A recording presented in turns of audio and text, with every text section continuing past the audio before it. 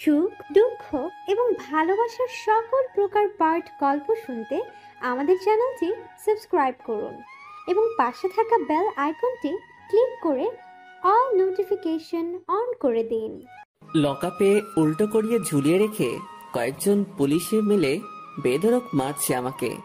শুধু তাই নয়, পুরো উলঙ্গ করে ফেলেছে তারা আমায়। গায়ে বস্ত্র বলতে কোনো কিছুই নেই, শরীরে শুধু শর্ট প্যান্টটাই আছে। এমন জঘন্য মায়ের যেন দুনিয়ার বুকে আর কোনোদিন কেউ খায়নি। কি এমন খারাপ করেছি আমি যে তারা আমায় এমন জঘন্যভাবে পেটাচ্ছে? কারোর বাড়া ভাতেও তো ছাই দেইনি আমি। শুধু রাস্তার মধ্যে পুলিশ গাড়ি থেকে চাঁদা নেওয়ার সময় তাদের এটাই বলেছিলাম যে ভাই, এসব তো জঘন্য কাজ। এটা বলায় তারা আমায় ধরে এনে লকআপে পুরে দেয় আর এমন জঘন্যভাবে মারতে শুরু করে। স্যার, আমায় এমন বেধড়ক মারছেন কেন? আমি কি এমন করেছি? তুই আইনের মানুষের সাথে বেয়াদবি করেছিস, তাদের কাজে বাধা দিয়েছিস, তাই তোকে এমন শাস্তি দেয়া হচ্ছে। স্যার, আমি তো কোনো অন্যায় কিছু করিনি। আমি শুধু এটাই বলেছি যে চাঁদা নেওয়া খারাপ কাজ। তোর এটা বলাতেই দোষ হয়েছে। সমস্ত মানুষ চুপ ছিল, কিন্তু তুই কেন পাকনামি করতে গেলি? তাই তোর শাস্তি এটা। এই তোরা বেটাকে মেরে মাথা থেকে ভূত নামিয়ে দে, যাতে করে ভবিষ্যতে আমাদের কাজে আর বাধা না দেয়। স্যার, আপনারা কিন্তু এখন অন্যায় করছেন। আপনারা কিন্তু জানেন না যে আমি কে। এই বেটা, লেকচার কম দে। তুই যেই হবি না কেন, তাতে আমাদের বালও ছেড়া যাবে না। আর তোকে দেখেই বোঝা যাচ্ছে যে তুই কোনো ছেঁচড়া পরিবারের ছেলে পেলে। সো যা পারিস করে নিস। অফিসারের কথা শুনে চুপ হয়ে গেলাম, কারণ মূর্খ আর জাহেলদের কি বলবো, তাদের মাঝে ভালো মানুষের ছিটে ফোটাও নেই। তবে সত্যি বলতে, আমি যদি নিজের পরিচয় দেই তাহলে এরা সব কয়টা এসে আমার পায়ের উপরে হুমড়ি খেয়ে পড়বে। কিন্তু না, সেটা আমি করব না। তাহলে আমিও তাদের মতন জাহেল হয়ে যাব, কারণ তারা পাওয়ার এর অপব্যবহার করছে আর আমিও তাদের মতন নাম ব্যবহার করব। সো ওসব কিছুই আমি করব না, তাই চুপচাপ মাইর খেয়ে যাচ্ছি। সারা রাত তারা আমায় পিটিয়েছে, শরীরের এমন কোনো জায়গা বাদ রাখিনি যে তারা আমায় মারেনি। আমার পুরুষত্বের মধ্যে পর্যন্ত তারা আমায় আঘাত করেছে, আর সহ্য করতে না পেরে মাগো বলে চিৎকার দিয়ে জ্ঞান হারিয়ে ফেললাম। তাও তারা আমায় ছাড়েনি, সকাল পর্যন্ত পিটিয়েছে তারা আমায়। তারপর সকাল হতেই থানার বাহিরে একটা ময়লার স্তূপের মধ্যে তারা আমায় ফেলে দিয়ে আসে। আমি জ্ঞান হারিয়ে সেখানেই পড়ে আছি। এদিকে কনকনে ঠান্ডা কুয়াশা গলে পানির মতন চুইয়ে চুইয়ে পড়ছে। আমি যেন শীতে জমে পুরো বরফ হয়ে গেছি। কুয়াশার পানি চোখে মুখে পড়তেই আমার জ্ঞানটা ফিরে এলো। জ্ঞান ফিরতে নিজেকে আবিষ্কার করলাম ময়লার স্তূপের মধ্যে। খুব জঘন্য গন্ধ আসছিল ময়লার স্তূপ থেকে। গন্ধটা নাকে আসতেই পেটের ভিতরটা বলকাতে শুরু করলো। এখনই যেন বমি করে দিব, কিন্তু আফসোস, বমি করতে গিয়েও গলা দিয়ে কিছু বের হচ্ছে না, কারণ কাল থেকে পেটে কোনো দানা পানি পড়েনি। কোনো মতে সেখান থেকে উঠে বাসার দিকে রওনা হলাম। শরীরের সমস্ত অঙ্গ প্রত্যঙ্গে জখম হয়ে আছে, ঠিকঠাক মতন হাঁটতেও পারছিলাম না, তাও খুঁড়িয়ে খুঁড়িয়ে বাসায় চলে গেলাম। বাসায় পৌঁছে এই শীতের মধ্যে আবার গোসল করলাম, কারণ একটু পর আমার কলেজে যেতে হবে। গতকালে অ্যাডমিশন নিয়েছি নতুন কলেজে, বাট শহরে এসেছি আজ 2 দিন হবে। এসেই এক ফ্রেন্ডের মাধ্যমে বাসা ঠিক করে সেখানে উঠেছি। তারপর গোসল করে হালকা কিছু নাস্তা পানি করে একটা ব্যথার ওষুধ খেয়ে নিলাম। তারপর কলেজের উদ্দেশ্যে রওনা হলাম। শরীরটা যেন চলতেই চাইছে না। রাস্তা দিয়ে হাঁটার সময় মাতালের মতন রাস্তার এপাশ ওপাশ চক্কর খাচ্ছিলাম। সুস্থ স্বাভাবিক মানুষের মতন হাঁটতে পারছিলাম না, তাও কোনোভাবে কলেজে পৌঁছে গেলাম। কলেজে পৌঁছেই সোজা ঢুকে গেলাম কলেজের ভিতরে। ঠিক তখনই কেউ একজন পেছন থেকে শার্টের কলার ধরে সজোরে এক টান মারলো। একে তো শরীরটা দুর্বল, তার উপরে কেউ আবার নিজের শরীরের জোর খাটিয়েছে আমার উপরে। নিজেকে আর সামনে রাখতে পারলাম না, ধ্রাম করে গিয়ে মাটির উপরে আছড়ে পড়লাম। আমি মানুষটার দিকে হা করে তাকিয়ে আছি। এই বেটা, এভাবে তাকিয়ে আছিস কেন? হ্যাঁ, মানুষজন কি তোর চোখে লাগে না? ভাই, আমি কি করেছি? তুই যে কলেজে এসে সোজা ঢুকে গেলি, পিছন থেকে যে মায়া তোকে ডাক দিয়েছে, সেই দিকে কি তোর কোনো খেয়াল নেই? ভাই, আমি শুনতে পাইনি। তাই আমিও তোকে সিস্টেম দিয়েছি। হয়েছে, যা এবার মায়ের কাছে যা, সে তোকে ডাকছে। কি বলে গিয়ে শুনে আয়। ছেলেটা একটা মেয়ের দিকে আঙুল ইশারা করে দেখিয়ে দিল। সেখানে অনেক কয়টা মেয়ে দাঁড়িয়ে আছে। আমি আর কথা না বাড়িয়ে মাটি থেকে উঠে মেয়েটার দিকে চলে গেলাম। আমি জানি মেয়েগুলো আমায় কেন ডেকেছে। মেয়েগুলোর সামনে গিয়ে চুপচাপ দাঁড়িয়ে আছি। তখনই একটা মেয়ে উচ্চ আওয়াজে বলে উঠল, আই ছোট লোকের বাচ্চা, তোকে যে ডাক দিয়েছি সেটা কি তোর কানে যায়নি?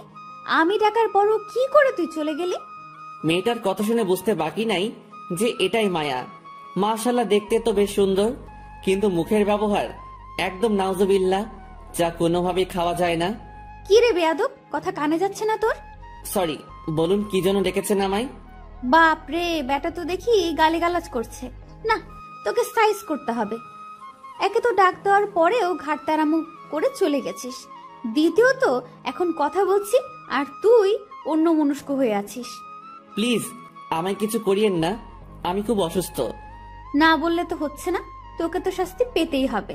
প্লিজ, আমি আপনার কাছে হাত জোর করছি। না, তোর কোনো কথাই আমি শুনছি না। ওই যে দেখছিস মেয়েটাকে, সোজা গিয়ে তাকে জড়িয়ে ধরে চুমু খাবি, তাহলেই তুই ক্ষমা পাবি। প্লিজ আমায় রেহাই দিন। তোকে কিন্তু মেরে আদমরা করে ফেলবো বলে দিলাম। সোজা যেটা বলছি গিয়ে সেটা কর।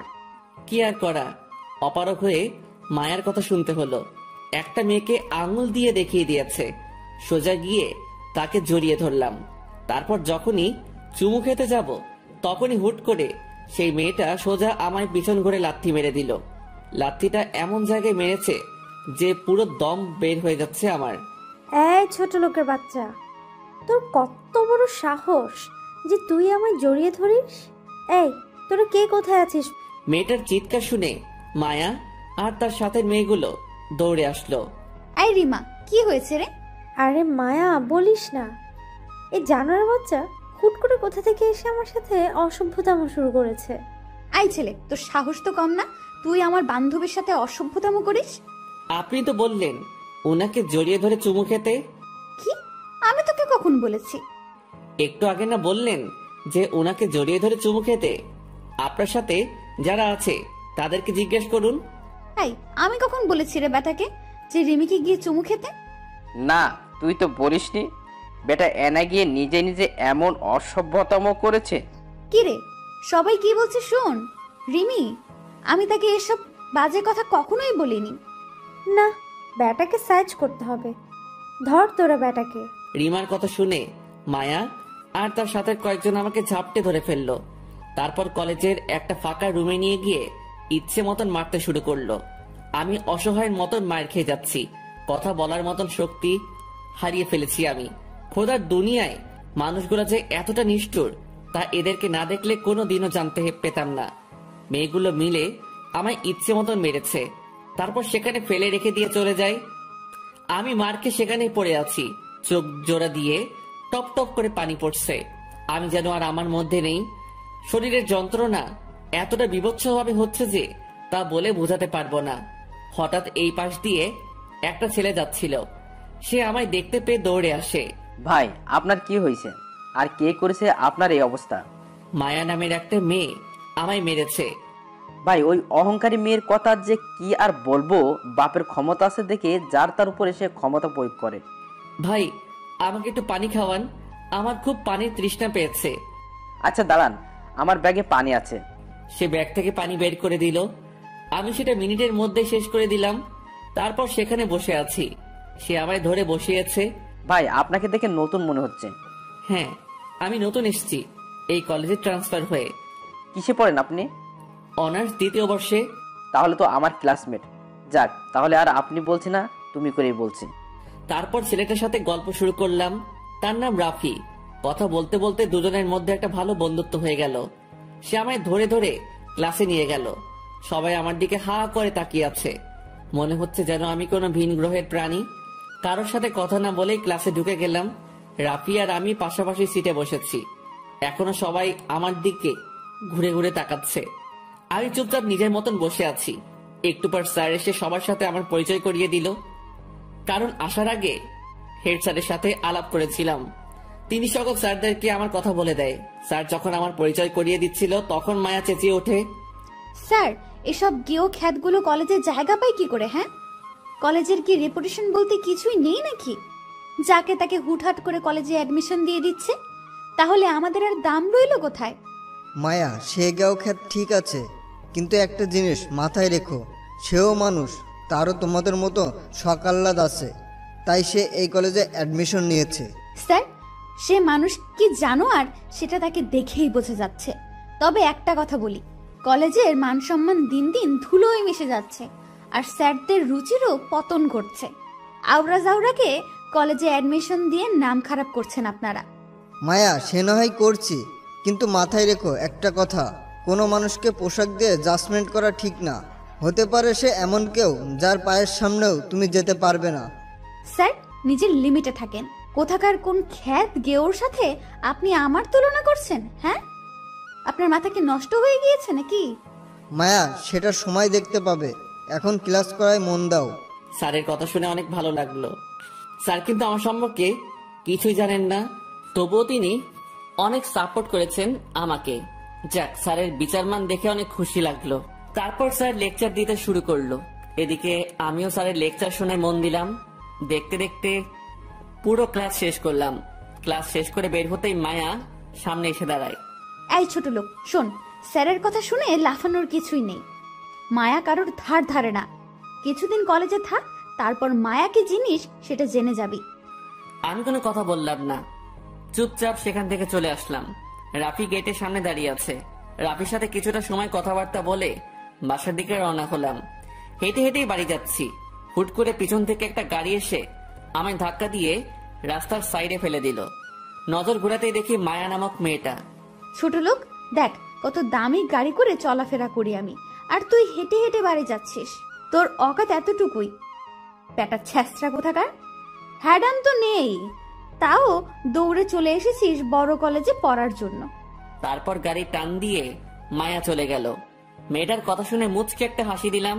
হায় রে অহংকার, বাপের টাকায় এত অহংকারী করিস, তোরা যে মানুষকে মানুষ মনে হয় না। এত অহংকার কোথা থেকে যে আসে তোদের আল্লাহ জানে। আর কি বললি, ওকাত নেই আমার? শালার, আমি যেদিন ওকাত দেখাতে শুরু করব, সেদিন তোরা সব কয়টা এসে আমার পা চাটবি কুকুরের মতন। ডেমো স্বরূপ একটা খেল দেখাচ্ছি। পকেট থেকে ফোনটা বের করে ড্রাইভারকে বললাম গাড়ি নিয়ে আসতে। এক ফোনে আমার সব কটা ড্রাইভার গাড়ি নিয়ে চলে এলো। এক এক গাড়ির জন্য এক এক ড্রাইভার রেখেছি আমি। সবাই এসে রাস্তার ধারে দাঁড়িয়ে আছে। আমি কোনো কথা না বলে ভেনেনোতে উঠে গেলাম। এ যেন দুনিয়ায় চলতি ফিরতি একটা জান্নাত। বেটা আমায় বড়লোকই দেখায়। এই বড়লোকের দুলালি মেয়ে, শুনে রাখ, যেদিন আমি দেমাগ দেখাতে শুরু করব, সেদিন মাটি খুঁড়ে নিজেই সেটা নিজে নিজেকে দাফন দিয়ে দিবি। সেদিন শুধু কপালে হাত থেকে আফসোস করবি যে হায় আল্লাহ, কার সাথে ওকাত নিয়ে কথা বলেছিলাম আমি। সেদিনটা বেশি দেরি নয়, আসবে সময় আমার তরে। সেদিন ঘুরবি ভব ঘুরে। সেদিন ওকাত শুধু তুই নয়, দেখবে ওকাত দেশান্তরে। তারপর সেখান থেকে বাড়ি চলে এলাম।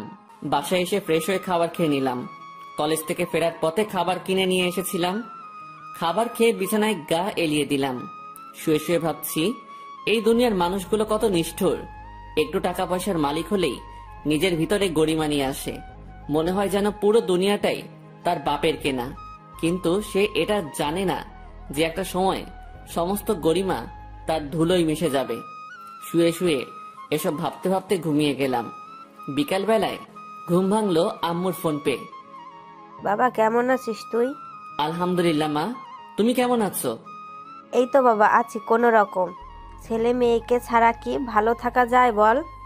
মা, তোমার ছেলে মানুষ হতে এসেছে।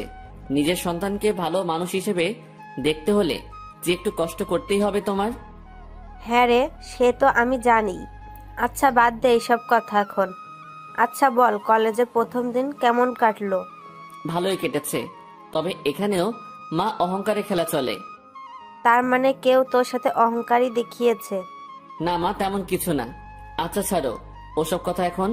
মা, আমি ফোন রাখলাম, পরে কথা হবে তোমার সাথে। এখন একটু বাইরে যাব ঘুরতে। আচ্ছা সাবধানে থাকিস বাবা। মায়ের সাথে কথা বলে ফোনটা রেখে দিলাম। এখন একটু বাইরে যাব। শহরটা কেমন সেটা এখনো ঘুরে দেখা হয়নি, তাই শহরটা দেখতে যাব। কিন্তু ভিতরে ভিতরে কেমন যেন একটা অস্থিরতা কাজ করছে।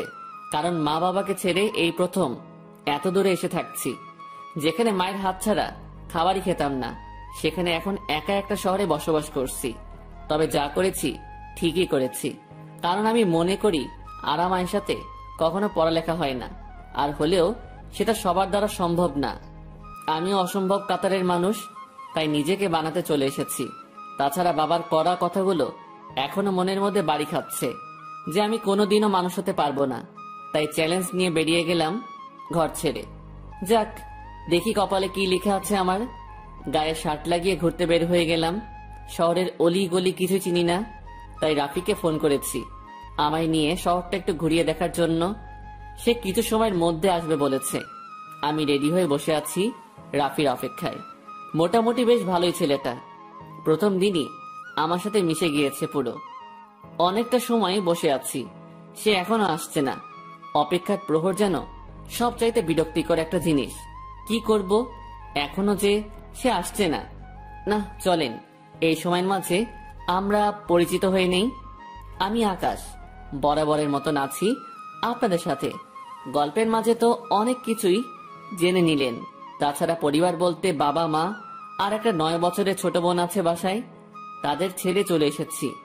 বাকি সমস্ত কিছু গল্পের সাথে থাকলেই জানতে পারবেন। রাফি এখনো আসছে না। 8 ঘন্টা পর সে আমায় ফোন দিল। কিরে রাফি, কোথায় তুমি? আরে রাস্তায় জ্যাম লেগে গিয়েছিল, তাই একটু লেট হয়ে গেছে। তুমি চলে এসো সিএনজি স্টেশনে। আচ্ছা। তারপর বাসা তালা লাগিয়ে বের হয়ে গেলাম। বের হয়ে সোজা সিএনজি স্টেশনে চলে গেলাম। সেখানে রাফি অপেক্ষা করছে আমার জন্য। সেখানে গিয়ে রাফির সাথে একত্রে হয়ে ঘুরতে চলে গেলাম। শহরের অনেক কয়টা জায়গায় ঘুরেছি একদিনে। সবকিছু দেখে আইডিয়া হয়ে গেল যে শহরটা খুব অহংকারী। এই শহরে বাঁচতে হলে টাকা প্লাস পাওয়ার চাই। তবে আমার এসবে কোনো ইন্টারেস্ট নেই। আমি আমার মতে সময় পার করে দিব কোনোভাবে। অনেকটা সময় ঘোরাঘুরি করলাম রাফির সাথে। তারপর রাতে খাবার খেয়ে বাসায় চলে আসলাম। শরীরটা পুরো ক্লান্ত হয়ে আছে। একদিকে ঘোরাঘুরি, অন্যদিকে মায়া আর পুলিশের মাইর, সবকিছু যেন একসাথে এফেক্ট করছে। রাতের বেলায় ভয়ানক একটা জ্বর চলে আসলো। সারা শরীর ছেড়ে দিয়েছে আমার। কি করব বুঝে উঠতে পারছি না। আশেপাশে কেউ নেই যে ডাক দিয়ে বলবো আমায় একটু ওষুধ এনে দিতে। সেইভাবেই ঘুমিয়ে পড়লাম। সকালবেলায় ঘুম থেকে উঠে দেখি এখনো সারা শরীরে জ্বর, তবে রাতের তুলনায় একটু কম। এদিকে কলেজের সময় হয়ে এসেছে। তাড়াতাড়ি ফ্রেশ হয়ে কিছু খেয়ে দিয়ে কলেজের উদ্দেশ্যে রওনা হলাম। ইচ্ছে করছিল আজ কলেজে না যেতে, কিন্তু আমি তো যাবই, কারণ এমন জ্বর টরকে পাত্তা দিলে আমার আর মানুষ হওয়া হবে না। আর সংগ্রাম করতে যেহেতু নেমেই পড়েছি, সেখানে এমন টুকিটাকি বাধা আসবেই। সেসব গায়ে মাখলে কোনোদিন আর সাফল্য হাসিল করতে হবে না আমার। কলেজে পৌঁছে গিয়েছি। কলেজের গেট দিয়ে ঢুকবো, তখনই দেখি মায়া কলেজের গেটে দাঁড়িয়ে আছে। আমি তার দিকে না তাকিয়ে সোজা ভিতরে ঢুকে যেতে ধরলাম, কিন্তু সেটা তার সহ্য হলো না। সে আমায় ল্যাং মেরে মাটিতে ফেলে দিল। তাও কিছু বললাম না। মাটি থেকে উঠে সোজা হাঁটা ধরলাম। মায়া তখনই পেছন থেকে ডাক দিল, এই ছোট লোক, তোকে আমি ল্যাং মেরে ফেলে দিলাম, কিন্তু তুই কিছু বললি না যে? আমি আর কি বলবো, আপনার ইচ্ছে হয়েছে তাই আপনি আমায় ল্যাং মেরেছেন। এতে কিছু বলতে গেলেও তো আপনি আমায় শাস্তি দিবেন। যাক, তাহলে কিছুটা হলেও বুঝে গেছিস যে মায়া কি জিনিস। বাহ, ভালোই। চুপচাপ দাঁড়িয়ে আছি, কথার কোনো উত্তরই দিলাম না। আচ্ছা শোন, তোকে একটা কথা জিজ্ঞেস করার ছিল। তোকে দেখতে লাগে ছোট লোকের মতো, কিন্তু তুই এই কলেজে চান্স পেলে কি করে রে? আল্লাহ মেধা দিয়েছে, সেটা একটু খাটিয়েছি, তাই চান্স পেয়ে গেছি। বাহ, কথা তো অনেক বড় বড় বলিস। কিন্তু শোন, কখনো আমার সাথে টক্কর দিতে আসিস না, তাহলে কিন্তু কুকুরের মতো মরবি। না, দিব না। এবার আমি যাই। হ্যাঁ, যা। আমি সেখান থেকে চলে এলাম। অন্যদিকে মায়া এখনো সেখানে দাঁড়িয়ে আছে। একটু পর মায়া ফ্রেন্ডরা কলেজে আসে। কি রে মায়া, এখানে দাঁড়িয়ে দাঁড়িয়ে কি করছিস? আরে, ছোট লোক যেটা কলেজে অ্যাডমিশন নিয়েছে তার একটু মজা নিলাম। বাহ, ভালোই তো। সকাল সকাল মুরগি পেয়ে গেছিস। তবে ছেলেটাকে আমার কেন জানি হাবলা মনে হয়। আর তাছাড়া কেমন চুপচাপ থাকে। দেখলি গতকাল তোর সম্পর্কে না জেনে কেমন মুখের উপরে কথা বলল। যেখানে কেউ তোর সাথে কথা বলার সাহসই করতে পারে না, সেখানে হ্যাবলাটা কেমন মুখের উপরে কথা বললো। সাদিয়া শোন, সে আমায় চিনত না, তাই সে বলেছে। তবে এখন সে আমায় ভালো করে চিনে গেছে। আশা করি আর কখনো সামনে এসে কথা বলার মতো সাহস করবে না। তবে ব্যাটাকে আরও কয়েকটা সবক দিব। মনের খায়সাত এখনও মেটেনি তাকে মেরে। তাকে ভালো করে শিক্ষা দিতে না পারলেও আমার মন ভরবে না। ওকে, ঠিক আছে, যা করার করিস। এবার চল, ক্লাসে যাব। হ্যাঁ চল। মায়া আর তার ফ্রেন্ডরা মিলে ক্লাসে চলে গেল। এদিকে আকাশ ক্লাসরুমে চুপচাপ বসে আছে। রাফি এখনো ক্লাসে আসেনি। ক্লাসে বসে আছি, কিন্তু ভিতরে কি পরিমাণ খারাপ যে লাগছে তা বলে বোঝাতে পারবো না। তার উপরে একটু আগে অহংকারী মেয়েটা আমায় মাটিতে ফেলে দিয়েছে। শরীরটা পুরো লুজ হয়ে আছে। কোনো রকমে জিম ধরে ক্লাসে বসে আছি। একটু পর রাফি ক্লাসে এলো। সে আসতে না আসতেই স্যার ক্লাসে চলে এসেছে। রাফির সাথে কথা বলার সুযোগ পেলাম না। স্যার এসেই ক্লাস শুরু করে দিল। বসে বসে ক্লাস করছি। দেখতে দেখতে শেষ ঘন্টা চলে আসলো। শেষ ঘন্টা যেই স্যার করাবেন তিনি এখনো আসেনি, তাই বসে বসে রাফির সাথে কথা বলছি। অন্যদিকে মায়া আর তার সাথে কয়েকজন ক্লাস না করে ব্যাগ নিয়ে বের হয়ে গেল। আচ্ছা রাফি, ওরা যে ক্লাস না করে চলে যাচ্ছে, স্যার ওদের কিছু বলবে না? আরে ওই ডাকাত মেয়েকে কে কি বলবে? যেমন খুশি তেমন ভাবেই চলে ওই মেয়ে। ও, রাফির সাথে কথা বলছিলাম, তখনই স্যার চলে আসলো। তারপর ক্লাস একদম শেষ করে বের হলাম। বের হতেই দেখি মায়া আর তার ফ্রেন্ডরা মিলে কলেজের পাশে দাঁড়িয়ে দাঁড়িয়ে আড্ডা দিচ্ছে। আমি তাদেরকে দেখে সাইড হয়ে গেলাম। রাফিও আমার সাথে সাথে চলে আসলো, কিন্তু সাইড হয়ে লাভ হলো না। মায়া আমায় পেছন থেকে ডাক দিল। এই ছোট লোক, এদিকে আয়। আমি আর রাফি মায়ার কাছে গেলাম। এই বেটা রাফি, তোকে কে আসতে বলেছে? হ্যাঁ, আমি ডেকেছি এই ছোট লোককে, কিন্তু তুই কেন আসলি? যা ভাগ এখান থেকে। রাফি মায়ার ভয়ে সেখান থেকে চলে গেল, আর আমি একা দাঁড়িয়ে আছি মায়ার সামনে। আল্লাহ না জানে কি করে এখন আমার সাথে। এই ছেলে, চল আমার সাথে। কোথায় যাব? আমরা শপিং এ যাব, আর তুই আমাদের জিনিসপত্র কেয়ার করবি। প্লিজ, আমি পারবো না, আমার শরীর অনেক খারাপ। এই বেটা, আমার মুখের উপরে কথা বলিস? এটা বলে আকাশের কান টানতে টানতে মায়ার গাড়ির সামনে নিয়ে যায়। চল সোজা আমাদের সাথে। মেয়েটা আমায় জোর করে গাড়িতে তুলে তাদের সাথে নিয়ে গেল। গাড়ি শপিং মলের সামনে এনে দাঁড় করিয়েছে। শোন, তুই এখানেই থাক, আমাদের শপিং শেষ হলে সবকিছু এনে গাড়িতে উঠাবি। কিছুই বললাম না মেয়েটাকে। তারা তাদের মতন বলে শপিং মলের ভিতরে ঢুকে গেল, আর আমি গাড়ি থেকে একটু দূরে দাঁড়িয়ে আছি। আকাশে ঠাডা পড়া রোদ, অথচ ঝড়ের কারণে ভয়ঙ্কর ঠান্ডা লাগছে আমার। সকালে কলেজে আসার সময় একটা মাফলার গলায় পেঁচিয়ে নিয়ে এসেছিলাম। সেটা ব্যাগ থেকে বের করে নাক, গলা, কান সব ঢেকে ফেললাম। শুধু চোখ আর মুখের কিছুটা অংশ দেখা যাচ্ছে। আধা ঘন্টা যাবত একটা জায়গায় দাঁড়িয়ে আছি। তারা শপিং মলের ভিতরে কি করছে কে জানে। হঠাৎই দেখি শপিং মলের দিকে একদল ছেলে পেলে এগিয়ে আসছে। ছেলেগুলোকে দেখে বোঝা যাচ্ছে যে তারা উশৃঙ্খল ছেলে পেলে। তারা এসে শপিং মলের সামনে দাঁড়িয়ে দাঁড়িয়ে আড্ডা মারছে। এমন সময় মায়া আর তার সাথে সকলেই ব্যাগ ভরে শপিং করে এনে আমার হাতে ধরিয়ে দিল। এই ছোট লোক, এইগুলো গাড়িতে সাজিয়ে রাখ। আচ্ছা, আমি ব্যাগগুলো নিয়ে গাড়ির মধ্যে সেট করছি। অন্যদিকে ছেলেগুলো মায়াদের দিকে তাকিয়ে বাজে বাজে মন্তব্য করছে। আমি সমস্ত ব্যাগ গাড়িতে সেট করে দিয়ে দাঁড়িয়ে আছি। ছেলেগুলো এখনো বাজে বাজে কথা বলছে। মামা দেখ, মালগুলা সেই না?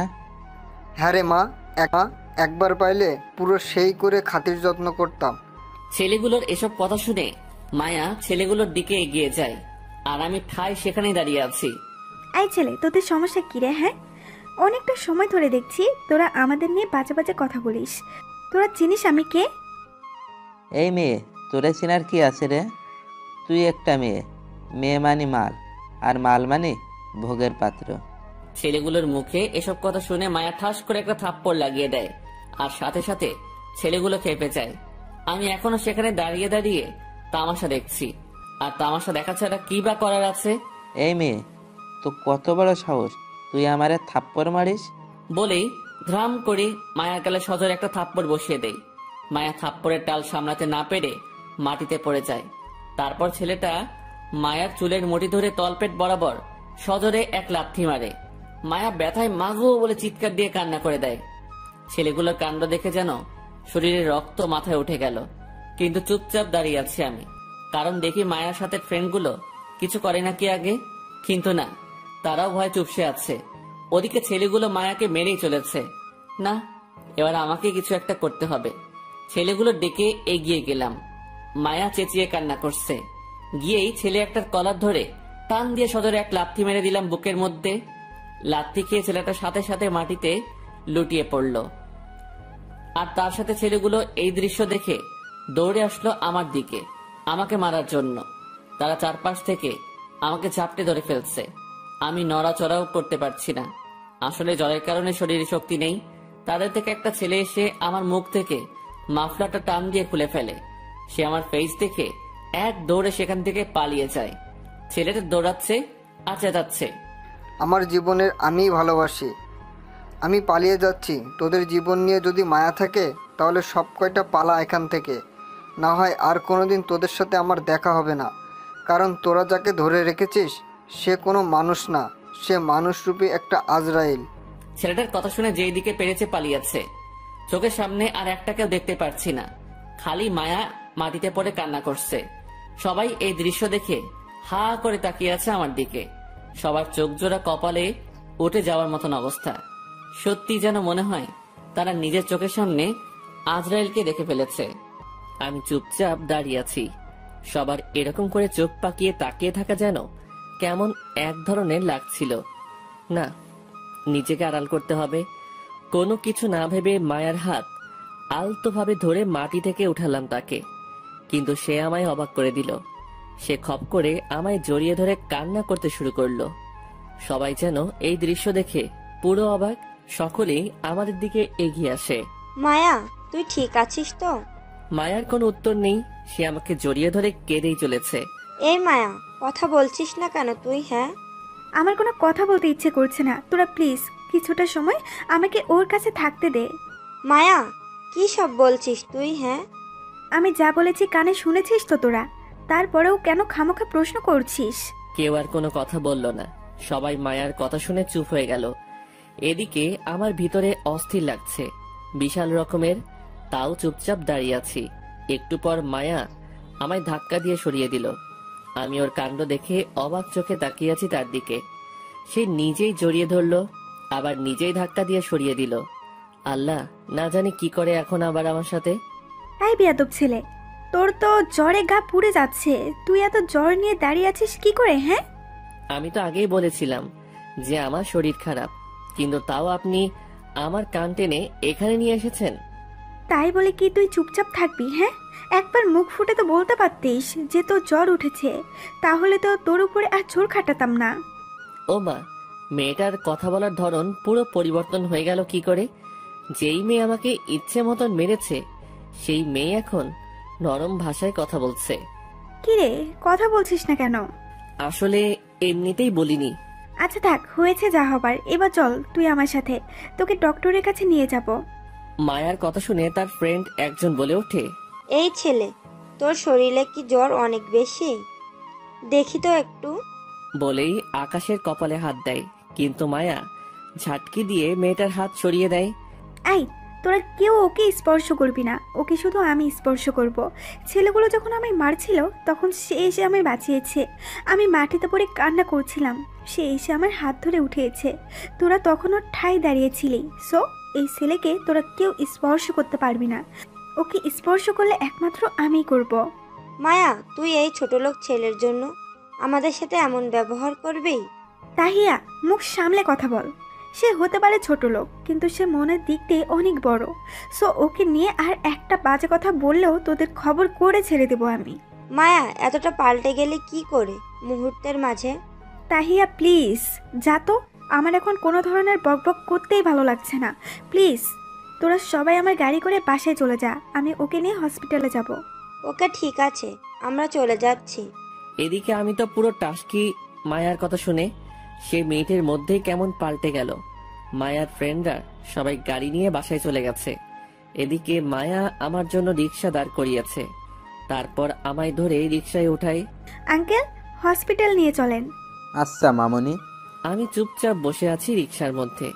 শরীর গিরগির করে কাঁপছে আমার। পাশ থেকে মায়া হয়তো সেটা লক্ষ্য করেছে। সে একদম আমার শরীরের কাছে চলে আসলো। পুরো গায়ে গায়ে ঘেঁষে বসেছে সে আমার। আমার শরীরের কম্পন যেন আরো বেড়ে গেল। আমি নিজেকে আর সামনে রাখতে পারছিলাম না। মাথাও ঘুরতে শুরু করেছে আমার।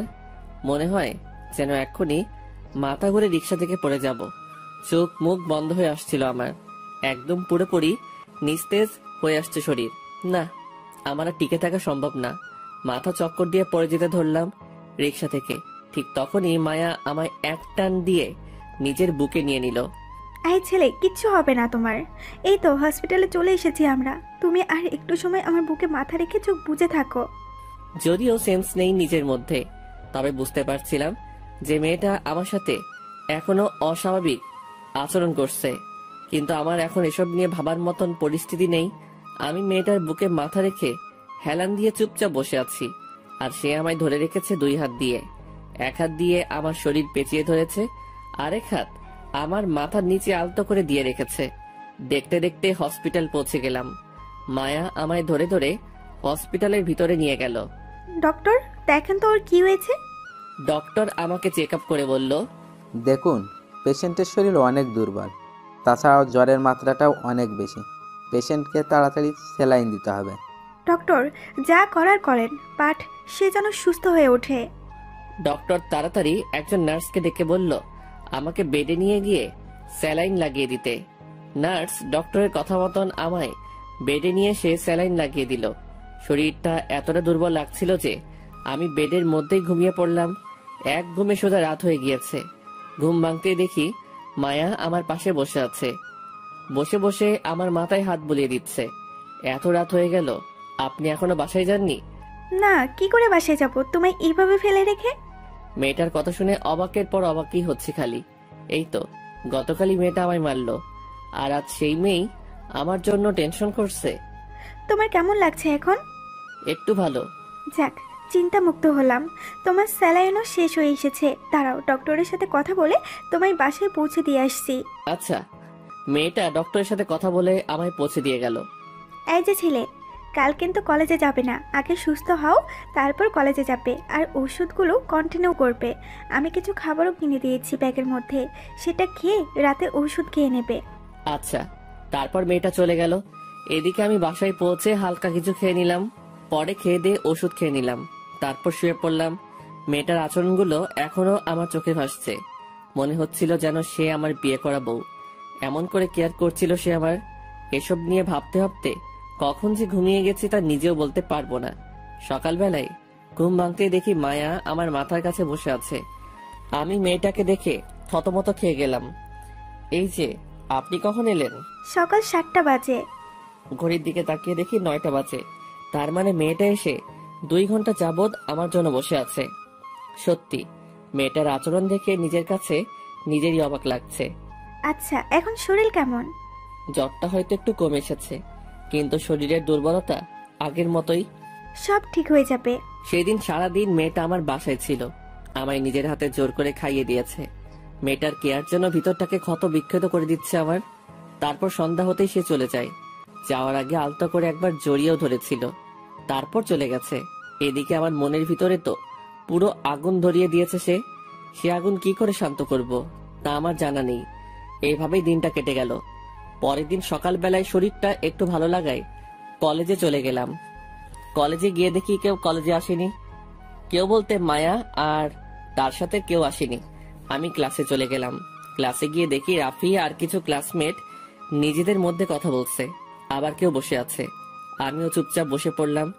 রাফি আমায় দেখে কাছে চলে এলো। এই আকাশ, গতকাল কি হয়েছিল যে কলেজ আসলে না?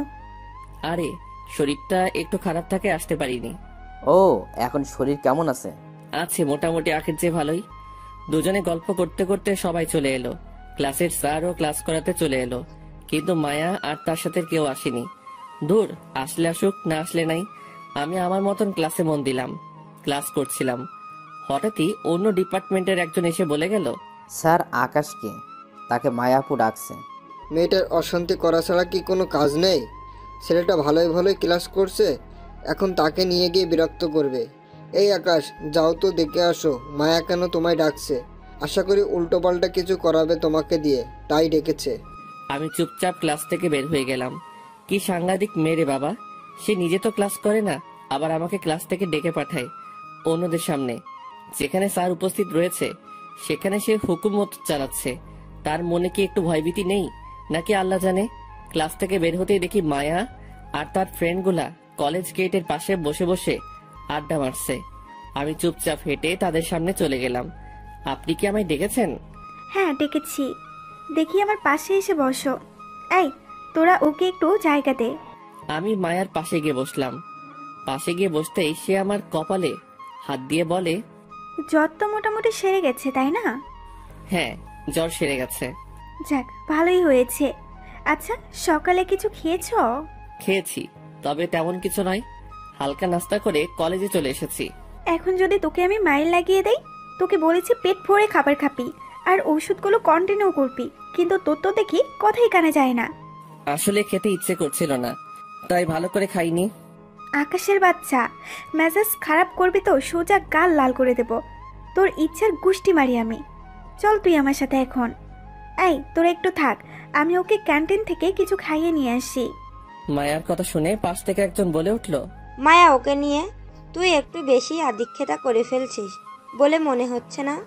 শোন, এইবার বলেছিস তো বলেছিস, কিন্তু দ্বিতীয়বার ওকে নিয়ে একটা বাজে কথা যদি বলিস তাহলে সেদিনের পর থেকে আমার সাথে তোদের সমস্ত সম্পর্ক শেষ।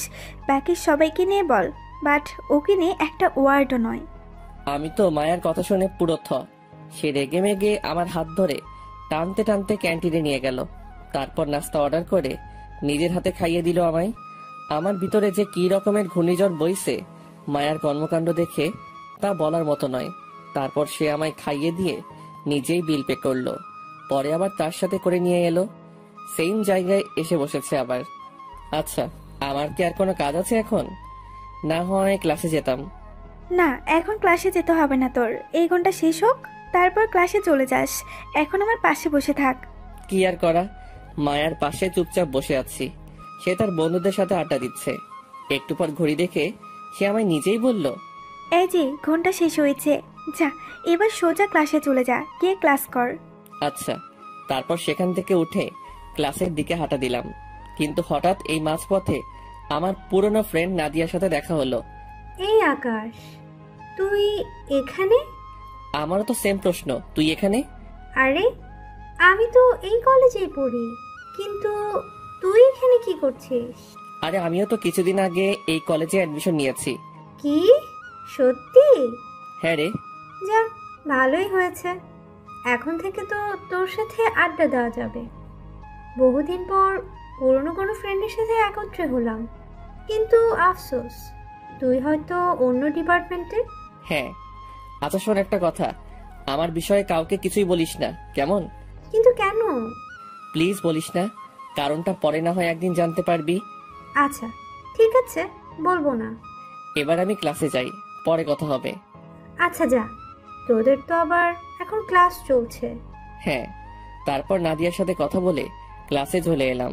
ক্লাসে এসে সোজা নিজের জায়গায় বসে গেলাম। রাফি আমার পাশের সিটেই বসেছে। সে আমায় ছোট্ট করে ডাক দিয়ে বলল, কিরে কেন ডেকেছে দেমাগি মেয়েটা তোমায়? এমনি খোঁজ খবর নিতে ডেকেছে। মানে কি বললে বুঝলাম না। আরে বাদ দাও, ক্লাস শেষে বলবো। তারপর ক্লাসে মন দিলাম। তারপর দেখতে দেখতে ক্লাসের পুরো সময়টা পার হয়ে গেল।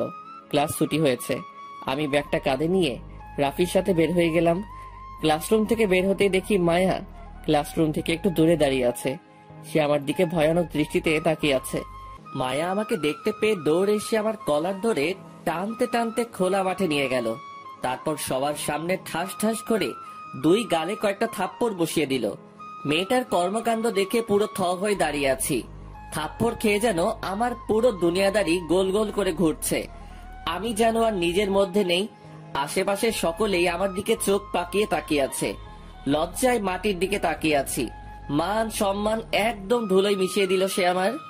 আই খবিস, সমস্যা কি তোর? হ্যাঁ, আমার তো কোনো সমস্যা নেই।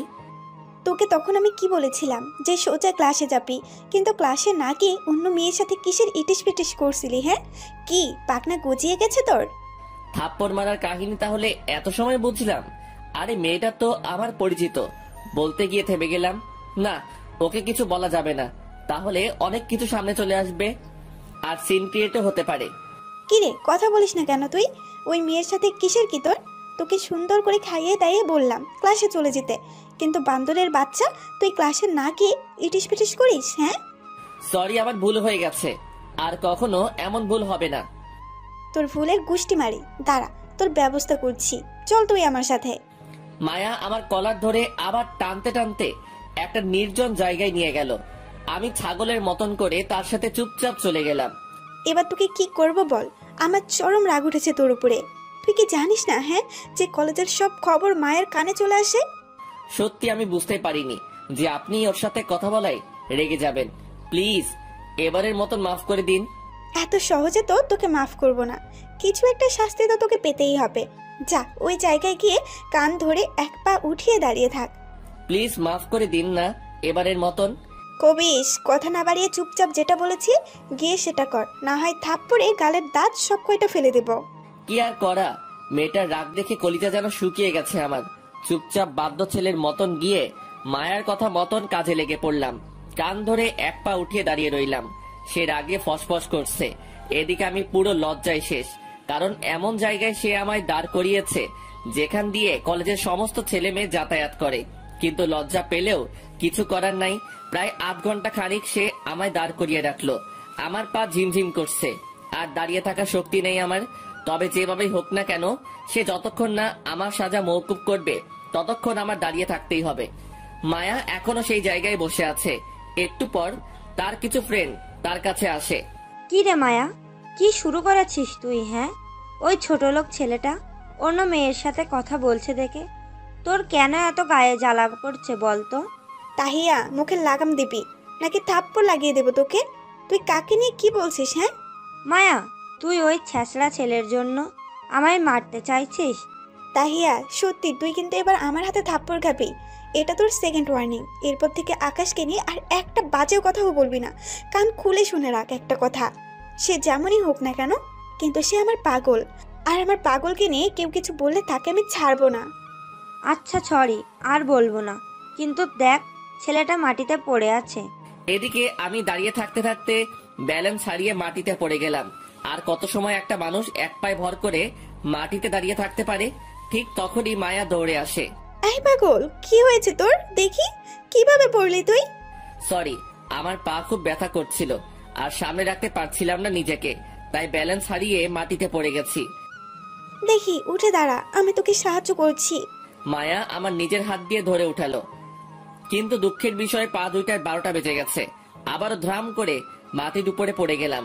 আমার এই অবস্থা দেখে মায়াও মাটিতে বসে গেল। ও আল্লাহ, আর পারছি না। এই পাগল, তুই কেন অমনটা করতে গেলি বলতো? তুই অমনটা করে আমার রাগ উঠিয়ে দিলি, পরিশেষে এখন তোর এই কষ্ট হচ্ছে। সত্যি আমি ভুল করে ফেলেছি, আর কখনো করব না। আর কখনো করলে কিন্তু একদম জানে মেরে ফেলবো। আসো দেখি, কাছে আসো। বলে এক টান দিয়ে আকাশকে তার কাছে নিয়ে গেল। তারপর জড়িয়ে ধরে পাগলের মতন চুমু খেতে শুরু করলো। মেয়েটার কাণ্ড দেখে পুরো থ হয়ে আছি। কি করছে কি মেয়েটা? সে আমায় সবার সামনে জড়িয়ে ধরে চুমু খাচ্ছে। শোন, তুই আমার পাগল, অন্য কোনো মেয়ের দিকে যেন তোর নজর না যায়। আর শাস্তি দেওয়ার জন্য সরি, খুব কষ্ট হয়েছে তোর, তাই না? এই যে আমি আদর করে দিলাম, দেখবি সব কষ্ট দূর হয়ে যাবে। মেয়েটার কথা শুনে ভিতরে যেন প্রবল গতিতে তুফান বইছে। সত্যি কি সে আমাকে ভালোবাসে? তার কথার ইঙ্গিত তো সেরকমটাই করছে। না, একটু শিওর হওয়া দরকার। আচ্ছা, একটা কথা বলি আপনাকে। হ্যাঁ বল। আমি কি আপনার কপালে একটা চুমু খেতে পারি? এই পাগল ছেলে, সেটার জন্য কি আবার অনুমতি লাগবে নাকি? হ্যাঁ, তোর যেখানে ইচ্ছে হয় তুই চুমু খা। এবার পুরো থরথর করে কাঁপতে শুরু করলাম। কিন্তু চুমু তো আমি খাবই, কারণ সে আমার মনে জায়গা করে নিয়েছে। দাঁত মুখ খিচে একটা চুমু বসিয়ে দিলাম মায়ার গালে। সে আমায় আরো শক্ত করে জড়িয়ে ধরলো। মায়ার সাথেই সকলেই তো অবাক। এই তোরা কি খেলার মাঠে এভাবে রোমাঞ্চ করবি? আরে ধুর না, আমার পাগলটা একটু চুমু খেতে চেয়েছে আমায়, তাই একটু চুমু খেতে দিয়েছি। ওর চুমু খাওয়া শেষ হলে চল বাড়ি যাব। হ্যাঁ চল। আর পাগল শোন, সোজা বাসায় চলে যাবি গাড়ি করে, রাস্তায় কোনো এদিক ওইদিক করবি না। আচ্ছা। তারপর মায়া তার বান্ধবীদের সাথে চলে গেল। এদিকে আমি রিক্সা নিয়ে সোজা বাসায়। বাসায় এসে রোজের মতন খেয়ে দিয়ে জম্পেশ একটা ঘুম দিলাম। বিকাল বেলায় ঘুম ভাঙলো ফোনের আওয়াজে। বালিশের পাশ থেকে ফোনটা হাতে নিয়ে দেখি অচেনা একটা নাম্বার। আমি ফোনটা রিসিভ করে সালাম দিলাম। এই আকাশ, কি করছিস তুই? কণ্ঠ শুনে বুঝতে পারলাম মায়া ফোন দিয়েছে। আসলে একটু ঘুমিয়েছিলাম, আপনার ফোন পেয়ে ঘুম ভাঙলো। শোন, তাড়াতাড়ি উঠে ফ্রেশ হয়ে কলেজের সামনে চলে আয়। আমি গাড়ি নিয়ে সেখানে ওয়েট করছি। কোনো কাজ আছে কি? সেটা আসলেই দেখতে পারবি, তুই তাড়াতাড়ি আয়। আচ্ছা। ফোনটা রেখে দিয়ে তাড়াতাড়ি রেডি হয়ে কলেজের সামনে চলে গেলাম। সেখানে গিয়ে দেখি মায়া গাড়ি নিয়ে দাঁড়িয়ে আছে। আয় গাড়িতে ওঠ। আমি চুপচাপ গাড়িতে উঠে বসলাম। সে আমাকে ড্রাইভ করে নিয়ে গিয়ে শপিং মলের সামনে দাঁড় করালো। চল ভেতরে চল, তোর জন্য কিছু কেনাকাটা করব। আরে আমার কিছু লাগবে না। বেশি বক বক করিস না, সোজা ভেতরে চল। আচ্ছা, কি আর করা। সে আমায় জোর করে শপিং মলে নিয়ে গেল। তারপর অনেক কয়টা শার্ট প্যান্ট কিনে দিল। কেনাকাটা শেষ করে রেস্টুরেন্টেও নিয়ে গেল খাওয়ার জন্য। রাত বাজে 9টা। খাওয়া দাওয়া শেষ করে বাড়ি ফিরবো, তখনই হঠাৎ মাঝপথে ছিনতাইকারী আমাদের গাড়ি আটকায়। তারা মায়ার কাছ থেকে ব্যাগ কেড়ে নিতে চায়। মায়াও জোরাজোরি শুরু করে। সে কোনো মতেই তার ব্যাগ দিবে না। আমি গাড়ি থেকে নেমে তাদের আটকাতে গেলে পিছন থেকে কেউ একজন আমার পেটে ছুরি মেরে দেয়। তারপর তারা মায়ার ব্যাগ নিয়ে সেখান থেকে পালিয়ে যায়, আর আমি সাথে সাথে মাটিতে লুটে পড়লাম। এরপর আর কিছু মনে নেই। 3 দিন পর আমার জ্ঞান ফিরে। জ্ঞান ফেরার পর নিজেকে আবিষ্কার করলাম হসপিটালের বেডের মধ্যে। পাশ থেকে মায়া বসে ফুপিয়ে ফুপিয়ে কান্না করছে। সে আমার জ্ঞান ফিরেছে দেখতে পেয়ে, আয়, তুই ঠিক আছিস তো? হ্যাঁ ঠিক আছি, কিন্তু আপনি এভাবে কান্না করছেন কেন? কান্না করবো না তো কি করবো? হ্যাঁ, আজ 3 দিন পর তোর জ্ঞান ফিরেছে। মায়ার কথা শুনে থতমত খেয়ে গেলাম। কি বলছে? আমার 3 দিন পর জ্ঞান ফিরেছে? ইন্না লিল্লাহ। তার মানে আজ 3 দিন ধরে মেয়েটা আমার সাথে হসপিটালে। ও আল্লাহ, রক্ষা করো তুমি। আমার মাথা পুরো জ্যাম খেয়ে গেছে মেয়েটার কথা শুনে। প্লিজ আপনি শান্ত হন। আমি ঠিক আছি, আমার কিছুই হয়নি। তোর কত বড় চোট লেগেছে, তাও বলছিস তোর কিছুই হয়নি? বান্দর ছেলে কোথাকার। আমার সত্যি কিছু হয়নি, একদম ঠিক আছি আমি। তাও মেয়েটা কান্না করে যাচ্ছে। অনেক কষ্টে বুঝিয়ে শুনিয়ে কান্না থামালাম। এইভাবে আরো 2 দিন কেটে গেল হসপিটালে। মেয়েটার সেবা যত্ন দেখে মনের ভিতরে একদম পাকাপোক্ত জায়গা করে নিয়েছে সে আমার দেখাশোনায় কোনো রকমে কমতি রাখিনি। সেদিন রাতেই তার কিছু ফ্রেন্ড আমায় দেখতে আসে হসপিটালে। তারা দেখে অনেকটা আফসোস করে। মায়া থাক তুই, আমরা চলে যাচ্ছি, পরে আবার সময় করে আসবো নে। আচ্ছা চল, তোদের এগিয়ে দিয়ে আসি। আকাশ, তুমি শুয়ে থাকো, আমি তাদেরকে এগিয়ে দিয়ে আসি। আচ্ছা। মায়া তাদের এগিয়ে দিতে গেছে, আর আমি বেডের মধ্যে শুয়ে আছি। এভাবে ঘন্টাখানিক হয়ে গিয়েছে, কিন্তু মায়া এখনো আসছে না। কিরে, মেয়েটা এখনো আসছে না কেন? এত সময় হয়ে গেল, তার তো এসে যাওয়ার কথা। সেই রাতে মায়া আর ফিরে আসলো না। মনের ভিতরে ভয় কাজ করতে শুরু করলো মায়ার জন্য। আল্লাহ জানে মেয়েটা না বলে কোথায় চলে গিয়েছে। তাও অপেক্ষা করতে লাগলাম। এভাবে আরো 2 দিন হয়ে গেল হসপিটালে, কিন্তু মায়া সেই যে গেছে, আর ফিরে আসেনি। না, এবার যেন টেনশনের মাত্রা আরো বেড়ে গেল। হসপিটাল থেকে রিলিজ নিয়ে এই অসুস্থ শরীরেই মায়াকে খুঁজতে বের হয়ে গেলাম, কিন্তু কোথাও পেলাম না তাকে। চারদিকে খোঁজ লাগিয়েছে মায়ার, কিন্তু কেউ কোনো তথ্য দিতে পারলো না। তবে একজন বলল তাকে নাকি ডান্স বারে দেখে এসেছে একটু আগে। তাড়াতাড়ি ডান্স বারের ঠিকানা নিয়ে সেখানে চলে গেলাম, কিন্তু সেখানে গিয়েও পেলাম না। নিরাশ হয়ে বাসার দিকে ফিরে আসতে ধরলাম, কিন্তু হঠাৎ এই মাঝপথে মায়ার গাড়ি দেখতে পেলাম। মায়া আর তার কিছু ফ্রেন্ড পথের সাইডে গাড়ি দাঁড় করিয়ে আড্ডা মারছে। তাড়াতাড়ি মায়ার কাছে চলে গেলাম। গিয়ে দেখি মায়া হেসে হেসে আড্ডা মারছে। এই মায়া, আপনি আমায় হসপিটালে ফেলে রেখে কোথায় হারিয়ে গেলেন? আয়, তুই এখানে কি করিস? হ্যাঁ, আপনার খোঁজ করতে এসেছি। আপনি কি কাজটা ঠিক করলেন? আপনি আমায় হসপিটালে এভাবে ফেলে রেখে চলে আসলেন। ভালোবাসার মানুষকে কি এইভাবে কেউ ফেলে রেখে চলে আসে? আয় বেয়াদব, তোর মাথাটা কি খারাপ হয়ে গেছে নাকি? হ্যাঁ, যে তোকে নিয়ে সারাদিন আমি পড়ে থাকতে হবে? মায়া পড়ে থাকতে হবে না ঠিক, কিন্তু এভাবে ফেলে রাখলেও চলবে না, কারণ ভালোবাসার মানুষটাকে সব সময় আগলে রাখতে হয়। আয় ছোট লোক, কোন ছাতার ভালোবাসার কথা বলছিস? হ্যাঁ, আর তোকে কে ভালোবাসে? এভাবে বলছেন কেন? আপনি না আমায় ভালোবাসেন? ফালতু আলাপ একদম কমিয়ে কর। তোকে কোনো ভালো টালো বাসি না আমি। যে ছেলে নিজের রক্ষা নিজেই করতে পারে না, সে আবার আমার রক্ষা কিভাবে করবে? আমার বান্ধবীরা অনেক আগেই বলেছিল যে তুই আমাকে সামলে রাখার মুরাদ নেই, কিন্তু তারপরেও আমি তাদের কথা না শুনে তোকে ভালোবেসেছি। বাট পরিশেষে সব কিছু মিলিয়ে দেখলাম তুই আমার যোগ্যই না। সো যা এখান থেকে, আর আমাকে আমার মতো আড্ডা দিতে দে। আপনি এসব কি বলছেন? ধুর, তুই আসলে একটা প্যারা।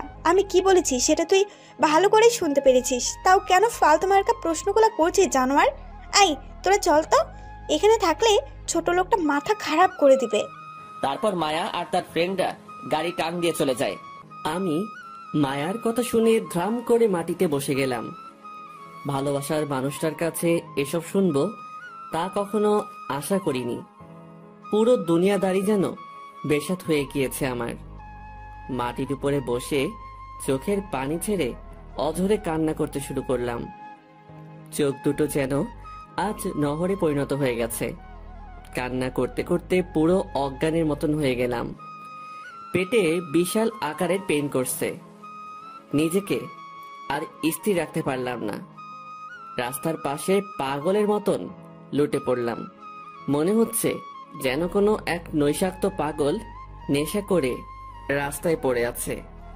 ধীরে ধীরে চোখের পাতা দুটো মিলে গেল, আর আমি হারিয়ে গেলাম অজানা কোনো রাজ্যে।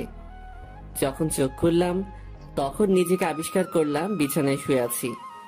আশেপাশে অনেক মানুষ গমগম করছে। ভাই, আপনি ঠিক আছেন তো? হঠাৎ কি হয়েছিল যে আপনি পথের মাঝে পড়েছিলেন? পরে আমরা আপনাকে ধরে মামার দোকানে নিয়ে আসলাম। আপনি এখন তার দোকানে শুয়ে আছেন। লোকটার কথা শুনে মায়ার কথা মনে পড়ল। মায়া আমায় ছেড়ে চলে গিয়েছিল। পরে আমি রোডের মাঝেই অজ্ঞান হয়ে পড়ি। কি হলো ভাই, কথা বলছেন না যে? আপনি ঠিক আছেন তো? হ্যাঁ ভাই, আমি ঠিক আছি। আর ধন্যবাদ আমাকে সাহায্য করার জন্য। ধন্যবাদ দেওয়ার কিছুই নেই। আমাদের দায়িত্ব ছিল আপনার পাশে দাঁড়ানো, আর আমরা সেটাই করছি। লোকগুলো সত্যি অনেক ভালো। তাদের সাথে কথাবার্তা বলে সেখান থেকে চলে এলাম। অনেক রাত হয়ে গিয়েছে। এই অসুস্থ শরীর নিয়েই বাসায় ফিরে গেলাম। লোকগুলো আমায় অনেকটা পথ এগিয়ে দিয়ে গেল। আমি বাসায় এসে সেভাবেই শুয়ে পড়লাম। শুয়ে শুয়ে মায়ার কথা ভাবছি। মেয়েটা হুট করে আমার সাথে এমন পোল্টি খেলো কেন? সবকিছু তো ঠিকঠাকই ছিল না। আমার মনে হয় তার বান্ধবীরা কান পরিয়েছে তাকে, তাই সে এমন ধারা আচরণ করছে। না, কালকে যেভাবেই হোক কলেজে গিয়ে মায়ার সাথে কথা বলবো, তারপর সব ঠিক করে নিব আগের মতন। পরের দিন সকালবেলা ঘুম থেকে উঠে ফ্রেশ হয়ে নিলাম, তারপর কলেজে চলে গেলাম। আজ কোনো ব্যাগ ট্যাগ নেইনি, কারণ আজ ক্লাস করব না। মায়ার সাথে কথা বলেই বাড়িতে চলে আসব। কলেজে গিয়ে দেখি মায়া তার বন্ধুদের সাথে আড্ডা দিচ্ছে। আমি তার কাছে এগিয়ে গেলাম। আপনার সাথে আমার একটু কথা ছিল। ছোট লোক, তুই আবার আমার সামনে এসেছিস? তোর কপালে শনি ঘুরাচ্ছে কিন্তু। আপনি এমন করছেন কেন? প্লিজ আমার সাথে ঠিক করে কথা বলেন না। না, তোর মতো ছোট লোকের সাথে কোনো কথাই নেই, আর তাছাড়া তোর কোনো যোগ্যতাই নেই আমার সাথে কথা বলার। সো চললাম আমি এবার। খপ করে মায়ার হাত ধরে ফেললাম। প্লিজ আপনি এমন করিয়েন না। আমি আপনাকে খুব বেশি ভালোবাসি। আমি আপনাকে ছাড়া থাকতে পারবো না। জানোয়ারের বাচ্চা, তোর কত বড় সাহস যে তুই আমার হাত ধরেছিস? কি মনে করেছিস তুই, হ্যাঁ, যে তোর সাথে একটু ভালো করে কথাবার্তা বলেছি দেখে তোকে ভালোবাসি আমি? যদি এমনটা ভাবিস তাহলে ভুল করবি তুই, কারণ তোর যোগ্যতাই নেই আমার সাথে কথা বলার। সেখানে তোর রিলেশন করা অনেক পরের কথা। জানোয়ার, নিজের চেহারা একবার আয়নায় দেখেছিস তুই ভালো করে? দেখতে লাগে পুরো ছোট লোকের মতো। মনে হয় যেন জমিন থেকে হাল চাষ করে উঠে এসেছিস, আর তুই চলে এসেছিস আমায় ভালোবাসতে। আমার উপকার করাই একটু ভালো ব্যবহার করেছি দেখে সেটাকে তুই ভালোবাসা মনে করে বসেছিস, হ্যাঁ? আমি জানি আপনি আমায় ভালোবাসেন। কোনো কারণে হয়তো আপনি আমার উপরে রাগ করে এমন ব্যবহার করছেন। প্লিজ এমন করিয়েন না। আসলেই তোর লজ্জা শরম নেই। আশেপাশে সবাই তোর দিকে তাকিয়ে আছে, তাও তুই ভালোবাসা ভালোবাসা করে যাচ্ছিস। দাঁড়া, তোর ভেতর থেকে ভালোবাসার ভূত বের করছি, একটু ওয়েট কর। নিলয়দের ফোন লাগাচ্ছি। মায়া পকেট থেকে ফোনটা বের করে নিলয় না কাকে যেন ফোন দেয়, আর আমি অসহায়ের মতন দাঁড়িয়ে আছি। আয় নিলয়, কোথায় রে তোরা? তাড়াতাড়ি একটু আয় তো কলেজের মাঠে। বদমাইশ একটা অনেক বেড়েছে, তাকে একটু টাইট দিতে হবে। মায়া ফোন করার মিনিট কয়েকের মধ্যেই নিলয় না কে সে চলে আসে, সাথে আরো অনেক ছেলে পেলে। তারা আমায় কলার ধরে টানতে টানতে সেদিনের রুমটাতে নিয়ে যায়, যেখানে মায়া আর তার ফ্রেন্ডরা মিলে আমায় মেরেছিল। সেখানে নিয়ে ইচ্ছে মতন মারতে শুরু করে সবাই মিলে আমায়। তাদের সাথে মিলে মায়াও আমার গায়ে অনেক কয়টা হিট করে। আমি মরার মতন মাটিতে পড়ে পড়ে মার খাচ্ছি, কিন্তু তাদের মনে কোনো মায়া দয়া নেই। তারা আমায় পাষাণের মতন মেরেই চলেছে। এক পর্যায়ে গিয়ে মায়া আমার তলপেট বরাবর সজোরে এক লাথি মারে। সাথে সাথে মাগো বলে চিৎকার করে উঠলাম। আমার দুনিয়াদারি যেন অন্ধকার হয়ে আসছে পুরো। মায়া আমার ক্ষতস্থানটাতেই লাথি মেরেছে, তাও তাদের রেশ মেটেনি, এখনো মারছে তারা আমার। এদিকে আমার তলপেট থেকে ব্লিডিং চালু হয়ে গেছে। অন্যদিকে হঠাৎই মায়ার ফ্রেন্ড তাহিয়া মায়াকে টেনে ধরে। এই মায়া, ওকে আর মারিস না, ছেলেটার পেট থেকে অনেক ব্লিডিং হচ্ছে, প্লিজ ওকে ছেড়ে দে, না হয় মরে যাবে ছেলেটা। না, আজ ওকে জন্মের শিক্ষা দিয়েই ছাড়বো। নিজের লেভেল ছাড়া ভালোবাসতে আসে কেন? কোনো যোগ্যতা তার আছে যে সে আমায় এসে ভালোবাসার কথা বলে? আমার পায়ের সামনেও আসতে পারবে নাকি সে? আমার বাবা কোথায় থানার ওসি, আর সে হচ্ছে কোনো এক ছোট লোক ঘরের সন্তান। সে আসে আমায় ভালোবাসতে। মায়া প্লিজ ছেড়ে দে। আচ্ছা যা, তোর কথাই ছেড়ে দিলাম। আয় নিলয়, তোরা চলে যা। আচ্ছা আপু। সবাই আমায় মেরে ধরে চলে গেল, আর আমি চুপচাপ মাটিতে শুয়ে শুয়ে ব্যথায় কাতরাচ্ছি। হায় রে দুনিয়া, যে মেয়েকে একে একে দুইবার বাঁচালাম, সেই মেয়েই আজ আমায় পাষাণের মতন করে পিটিয়ে ফেলে রেখে দিয়ে যায়। তবে সমস্যা নেই, উপরওয়ালার বিচার তিনি ঠিক সময় মতন করে দিবেন। মরার মতন পড়ে আছি ফ্লোরের উপরে। আমার এই খবর শুনতে পেয়ে রাফি দৌড়ে আসে। এই আকাশ, কি হয়েছে তোমার? মায়া মেরেছে। তুমি কেন ওই অহংকারী মেয়ের সাথে চলতে যাও বলো তো? তুমি জানো না যে ওই মেয়ের সাথে শরীর ভরা কারেন্ট আর অহংকার? বাবার একটু ক্ষমতা আছে দেখে সবাইকে সে পশু মনে করে। সে একাই মানুষ আর বাকি সবাই পশু। দেখলে তো তোমার কি হাল করলো। আমি মানুষ চিনতে ভুল করেছি। বাদ দাও এখন ওইসব, চলো দেখি তোমায় হসপিটাল নিয়ে যেতে হবে। রাফি আমায় ধরে ধরে হসপিটালে নিয়ে যায়। ডক্টর এসে আমায় চেক আপ করে। ডক্টর তো পুরাই অবাক। আপনার এই জায়গায় আগেই আঘাত পেয়েছেন, তারপরে আবারও কি করে আঘাত পেলেন? ডক্টর, ওর কোনো দোষ নেই, কোনো এক পাষাণ তার সাথে এইরূপ আচরণ করেছে। যে করেছে তার মনে কি একটুও মায়া দেওয়া নেই নাকি? কি বেরহেমভাবে মেরেছে ওনাকে, পুরো সেলাই সহ ছুটিয়ে ফেলেছে ওনার। ডক্টর প্লিজ আপনি একটু ওকে দেখুন। হ্যাঁ আমরা দেখছি। আর শোনেন, আপনি ওনাকে অ্যাডমিট করিয়ে দিন, কারণ ওনার একটা প্রপার ট্রিটমেন্ট দরকার। আচ্ছা ডক্টর। রাফি আমাকে হসপিটালে অ্যাডমিট করিয়ে দিল। ট্রিটমেন্ট চলছে আমার। আজ 2 দিন হলো আমি হসপিটালে অ্যাডমিট। নাদিয়াও আমার এই খবর পেয়ে দেখার জন্য ছুটে এলো হসপিটালে। কি রে আকাশ, ওই মেয়ে তোর সাথে এমনটা করলো, কিন্তু তুই যে কিছু বললি না? তুই চাইলে তো সব কয়টাকে মেরে মাটিতে দাফন করে দিতে পারতি। নাদিয়া, আমি এসেছি মানুষ হতে।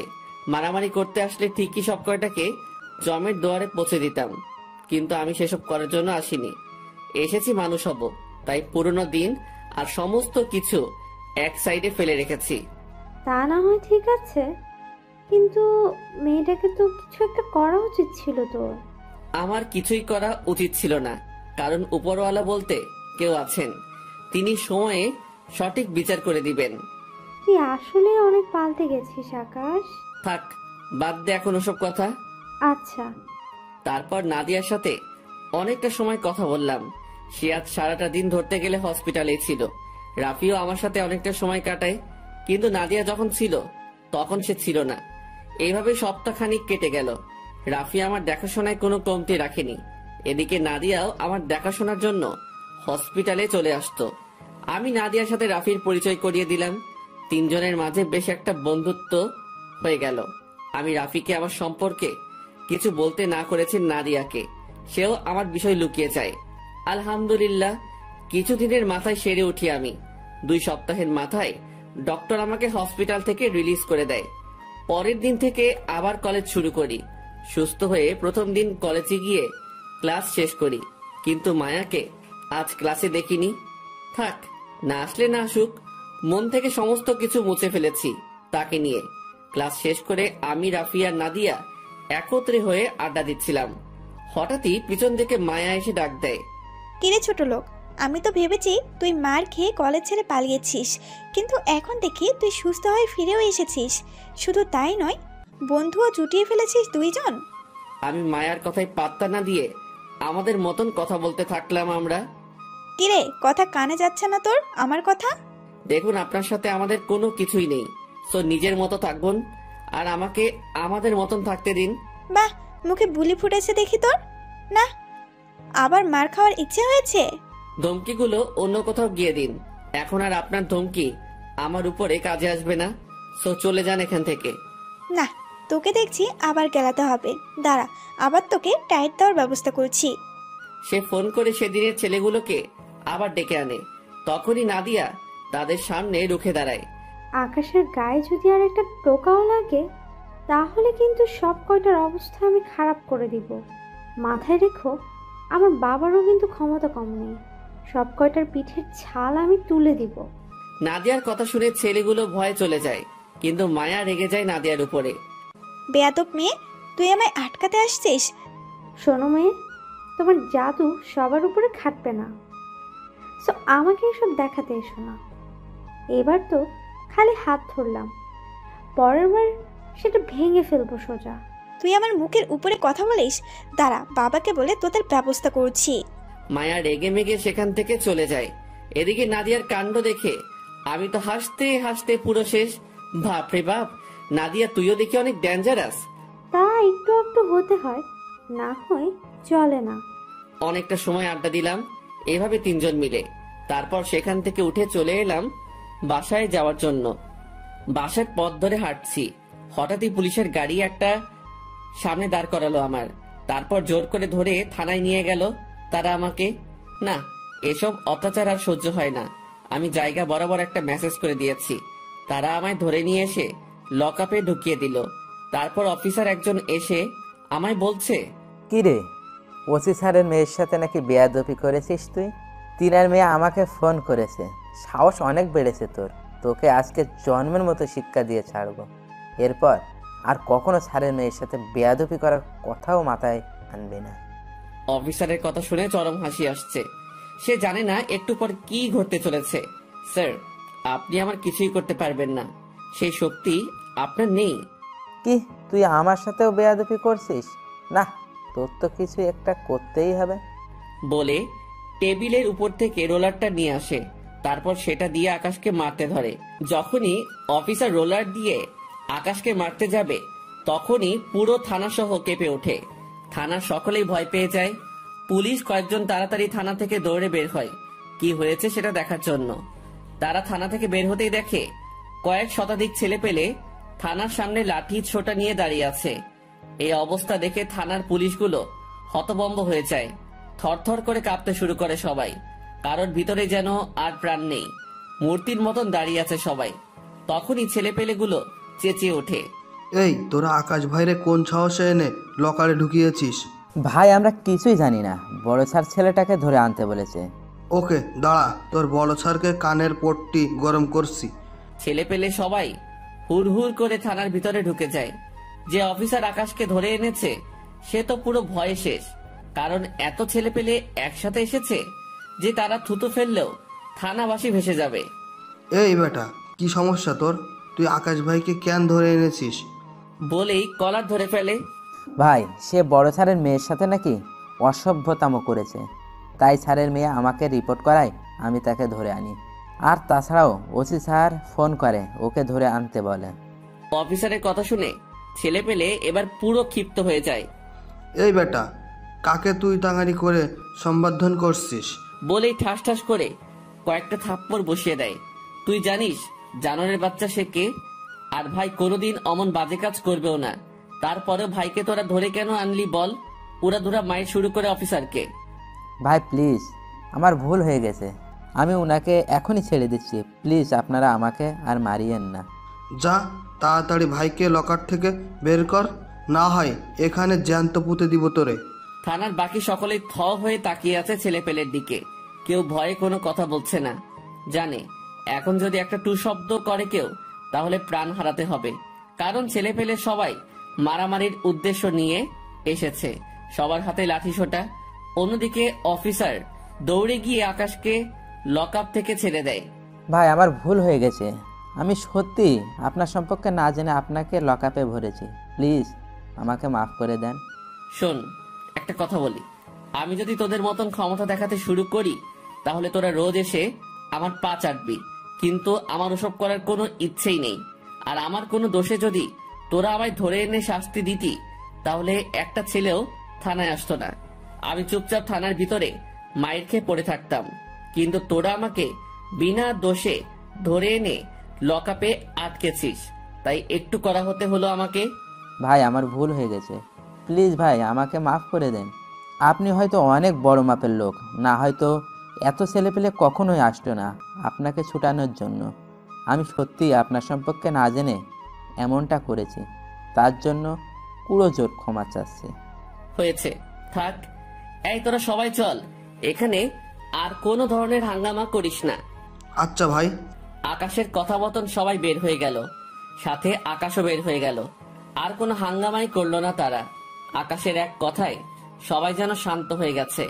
আকাশের কথা শুনে সবাই সবার মতন চলে যায়। অন্যদিকে তার কিছুক্ষণ পরেই মায়ার বাবা থানায় প্রবেশ করে। মাহবুব সাহেব, আমার মেয়ের সাথে যেই বেটা বিয়াদবি করছিল সে কোথায়? স্যার ছেড়ে দিয়েছি ওনাকে আমরা। কি? কোন সাহসে ওই ছেলেকে আপনি ছেড়েছেন? স্যার ওই ছেলেকে ছুটিয়ে নিয়ে যাওয়ার জন্য অনেক ছেলেপেলে থানায় এসেছিল, পরে আমরা তাকে ছেড়ে দেই। মাহবুব সাহেব, আপনার মাথায় কি কোনো সমস্যা আছে কোনো?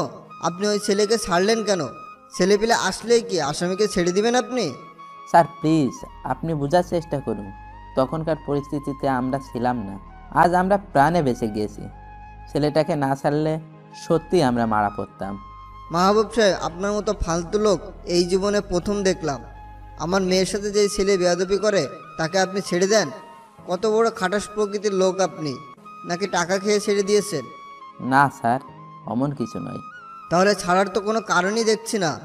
আর মায়ের কথা মতন তো সেই ছেলে একটা ভিখারি, তার এত ক্ষমতা নেই যে তাকে ছোটানোর জন্য ছেলেপিলে থানায় দল বেঁধে আসবে। না, এর পিছনে কোনো কারণ আছে।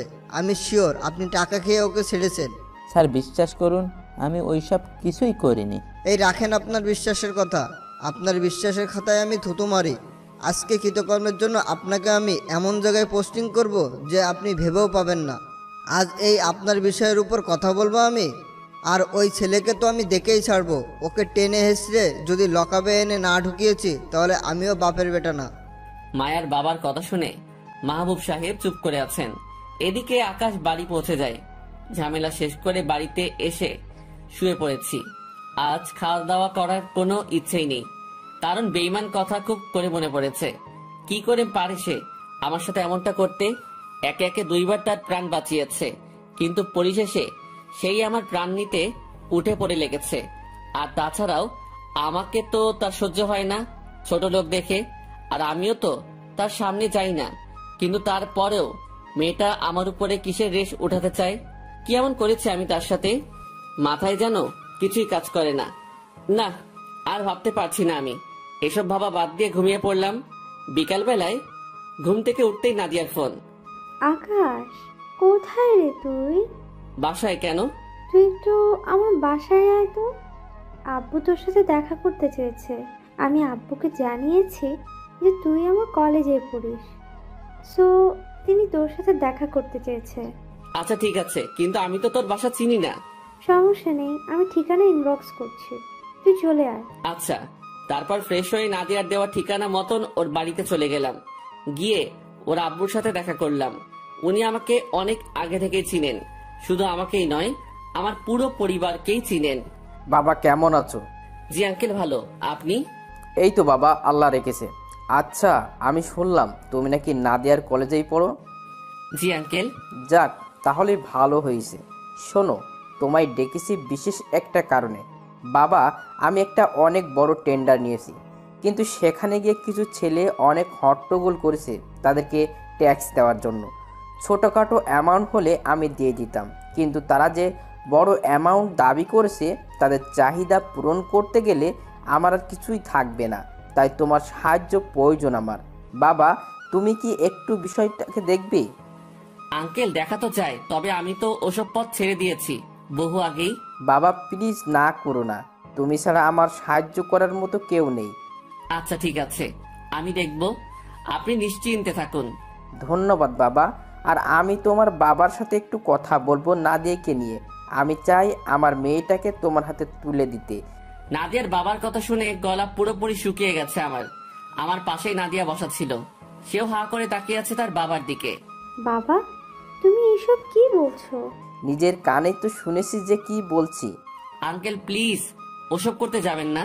আমি বিয়ে শাদী নিয়ে একদম ভাবিনি এখনো। আর তাছাড়া নাদিয়াকে কি করে বিয়ে, সে আমার বহু আগের ফ্রেন্ড। তাকে আমি কখনো ফ্রেন্ড ছাড়া অন্য কিছু ভাবতে পারবো না। আকাশের কথা শুনে নাদিয়ার বাবা চোখ মুখ কালো করে ফেলে। আচ্ছা ঠিক আছে, সমস্যা নেই, তোমার মতের ওপরও আমি কোনো কিছুই বলবো না। ধন্যবাদ আঙ্কেল।